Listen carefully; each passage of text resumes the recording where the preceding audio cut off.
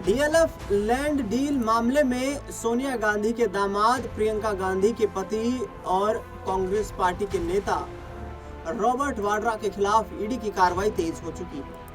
आगे आने वाले वक्त में सूत्रों के हवाले से मिली खबरों के मुताबिक बताया जा रहा है कि ईडी रॉबर्ट वाड्रा के खिलाफ चार्जशीट पेश करके उन्हें गिरफ्तार भी कर सकती है।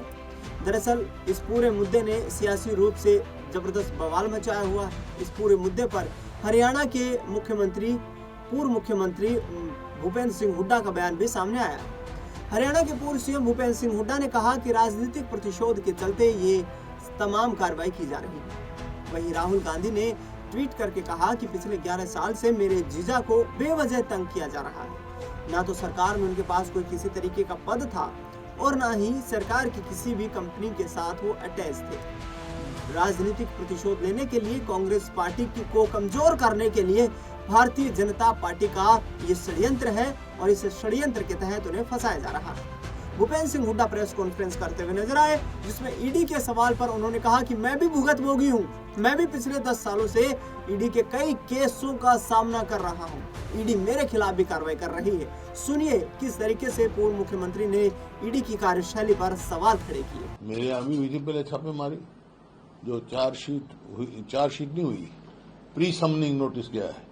प्री समनिंग नोटिस गया जो मैंने अखबार में पढ़ा, और वो मसला बहुत दिनों से पड़ा है। जब तक ईसीआईआर की रिपोर्ट नहीं आएगी तो मैं इस बारे में पूरी कमेंट नहीं कर सकता, लेकिन on the face of case मैं समझता हूं कि कोई अनियमितता नहीं हुई है उसमें। और बिल्कुल जो है, जैसा रॉबर्ट वाड्रा जी ने कहा है, राजनीति प्रतिशोध से हुआ है ये, और वो बिल्कुल इसमें पाक साबित होंगे। सर, हिसार का भी आपने अपराध का जिक्र करा। हिसार में भी एक युवक गणेश जो है उसकी मौत हो गई थी 9-10 दिन पहले। हत्या की बात की जा रही है, पुलिस वालों पर आरोप लगा है लगातार। वहां का भी मुद्दा आप उससे किस तरीके से देखते हैं जो हिसार का ये पूरा मामला रहा? तो एक मुद्दा, वो तो इनका कल शायद राजीनामा भी हो गया, क्योंकि मांग थी शुरू से। हमारे जो वहां सांसद थे जयप्रकाश जी, वो भी वहां गए थे और वहां यही मांग रखी थी कि तरफ से पुलिस के ऊपर भी एफआईआर दर्ज हो, जैसे हमारे समय में हुई थी, और जो भी है उसकी जांच जो है कराई जाए। और वो शायद मान गए, वो एफआईआर दर्ज कर रहे हैं।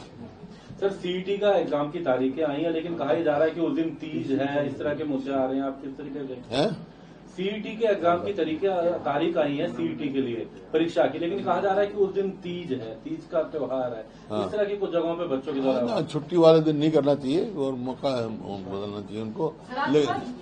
राहुल गांधी जी की तस्वीर तरफ से कहा गया है कि ईडी एक विच हंट कर रही है रॉबर्ट वाड्रा के अगेंस्ट, और अब हम ये भी देख रहे हैं कि भूपेश बघेल जी के सन को भी ईडी ने अरेस्ट कर लिया है। तो आप ये डेवलपमेंट कैसे? किसको? उनके बेटे को भी अरेस्ट किया गया है ईडी के द्वारा। तो आप ये डेवलपमेंट कैसे देखते हैं? मैं तो खुद भुगत रहा हूँ ईडी के कई मुकदमे, जिन निराधार, जो कह चुके हैं, रॉबर्ट जी भी कह चुके हैं, राहुल जी भी कह चुके हैं, ये राजनीति प्रतिशोध से।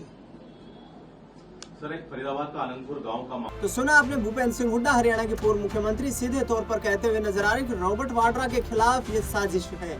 राहुल गांधी ने भी यही कहा है कि राजनीतिक प्रतिशोध है, और ऐसे में उनकी राजनीति को प्रभावित करने के लिए, कांग्रेस पार्टी को कमजोर करने के लिए ये तमाम कोशिशें सरकार कर रही है एजेंसियों की आड़ लेकर के, लेकिन कोई बाल बाका नहीं कर पाएगा। देखना दिलचस्प होगा कि ईडी के द्वारा तेज की गई इस कार्रवाई में आखिरकार क्या रॉबर्ट वाड्रा को जेल की सलाखों के पीछे पहुंचाया जाता है। फिलहाल इस खास रिपोर्ट में इतना ही। देश दुनिया से जुड़ी तमाम बड़ी खबरों के लिए देखते रहिए नेक्स्ट 9 आवाज।